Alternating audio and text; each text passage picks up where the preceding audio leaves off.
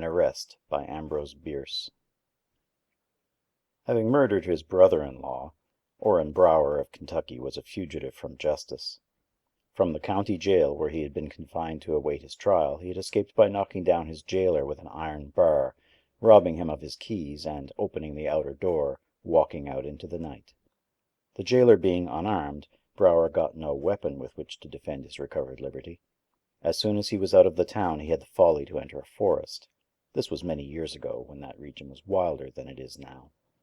The night was pretty dark, with neither moon nor stars visible, and as Brower had never dwelt thereabout, and knew nothing of the lay of the land, he was, naturally, not long in losing himself. He could not have said if he were getting farther away from the town or going back to it, a most important matter to Orrin Brower. He knew that in either case a posse of citizens with a pack of bloodhounds would soon be on his track, and his chance of escape was very slender, but he did not wish to assist in his own pursuit. Even an added hour of freedom was worth having. Suddenly he emerged from the forest into an old road, and there before him saw, indistinctly, the figure of a man, motionless in the gloom. It was too late to retreat. The fugitive felt that at the first movement back toward the wood he would be, as he afterward explained, filled with buckshot. So the two stood there like trees, Brower nearly suffocated by the activity of his own heart, the emotions of the other are not recorded.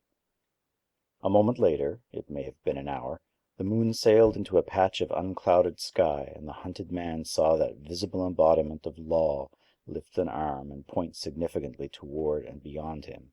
He understood. Turning his back to his captor, he walked submissively away in the direction indicated, looking to neither the right nor the left, hardly daring to breathe, his head and back actually aching with a prophecy of buckshot. Brower was as courageous a criminal as ever lived to be hanged. That was shown by the conditions of awful personal peril in which he had coolly killed his brother-in-law. It is needless to relate them here. They came out at his trial, and the revelation of his calmness in confronting them came near to saving his neck. But what would you have? When a brave man is beaten, he submits. So they pursued their journey jailward along the old road through the woods. Only once did Brower venture a turn of the head. Just once, when he was in deep shadow, and he knew that the other was in moonlight, he looked backward. His captor was Burton Duff, the jailer, as white as death, and bearing upon his brow the livid mark of the iron bar. Orrin Brower had no further curiosity. Eventually they entered the town, which was alight but deserted.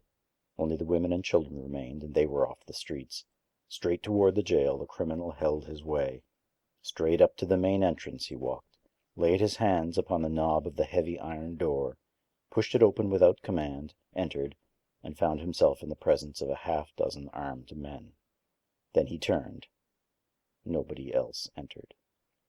On a table in the corridor lay the dead body of Burton Duff. End of An Arrest